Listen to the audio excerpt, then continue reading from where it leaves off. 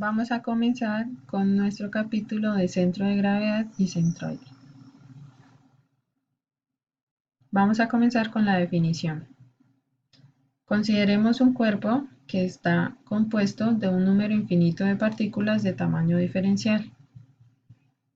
Y por tal razón, si el cuerpo se ubica dentro de un campo gravitatorio, cada una de esas partículas va a tener un peso de W.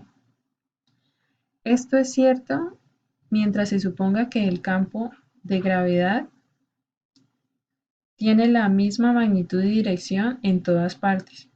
Este supuesto es apropiado para la mayoría de las aplicaciones de ingeniería, considerando que la gravedad no varía apreciablemente entre, por ejemplo, la parte inferior y la parte superior de un edificio.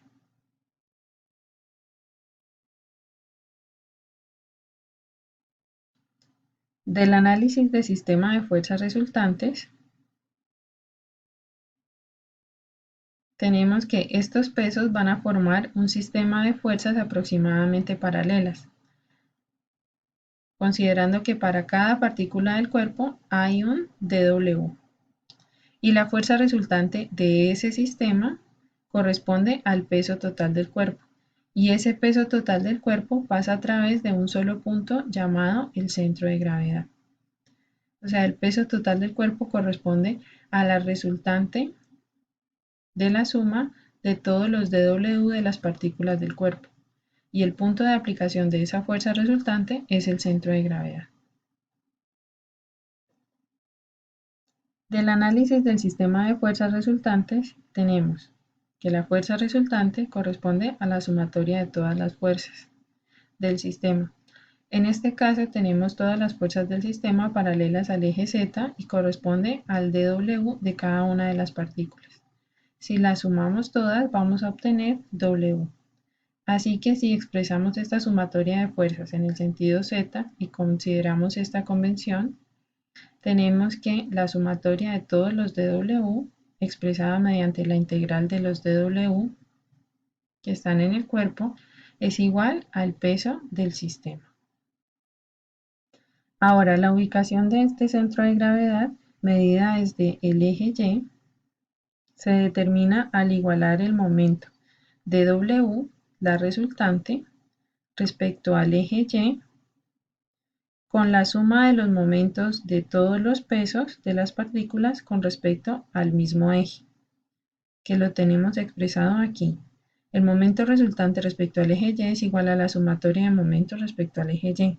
Tenemos entonces la resultante W por su brazo y eso igualado a la suma de todos los momentos causados de dW respecto al eje Y, o sea, dW por los brazos respecto al eje.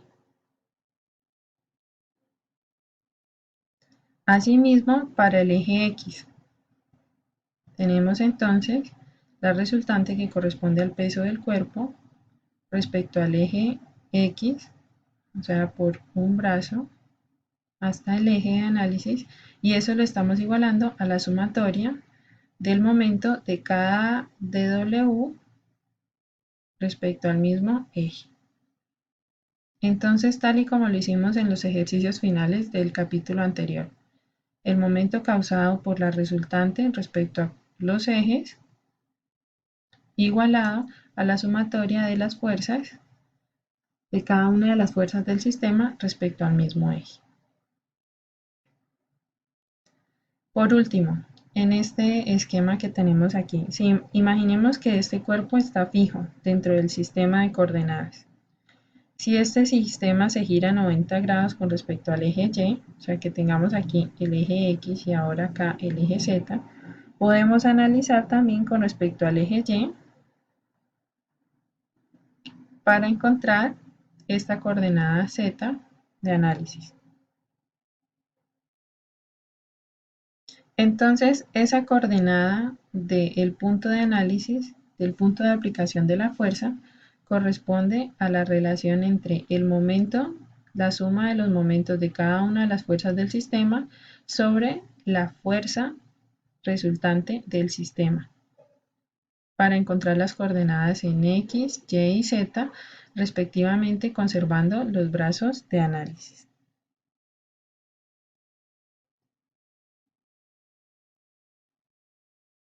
Así, X trazo, Y trazo y Z trazo representan las coordenadas del centro de gravedad.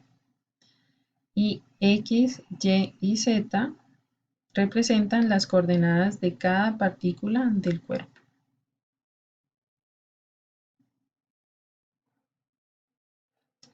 Ahora, el centro de masa es importante determinarlo con el propósito de estudiar la respuesta dinámica o el movimiento acelerado de un cuerpo. Resulta importante para ello localizar el centro de masa que hemos llamado C sub m. Esta respuesta dinámica y movimiento acelerado es de uso especial en el análisis sísmico de las edificaciones.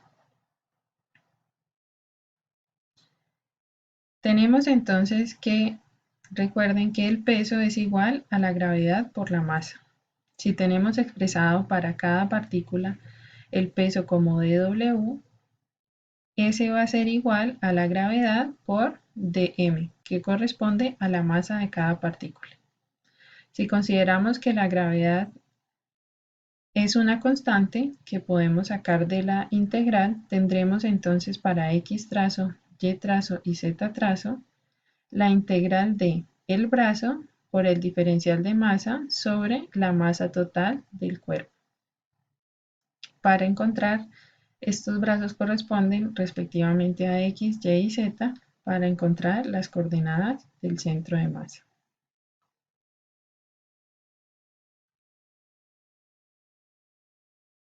Ahora, si consideramos que un cuerpo está hecho de un material homogéneo, o sea que todo el cuerpo tiene las mismas propiedades de material en su contenido, entonces la densidad en todo el cuerpo va a ser constante. Recordemos que la densidad es igual a la masa sobre el volumen, ¿sí? Si dm representa la masa de cada partícula, entonces la podemos expresar como la relación entre la densidad y el volumen de la partícula. La masa de la partícula igual a la densidad por el volumen de la partícula. Considerando que la densidad es una constante que depende del material de análisis, podemos entonces encontrar y expresar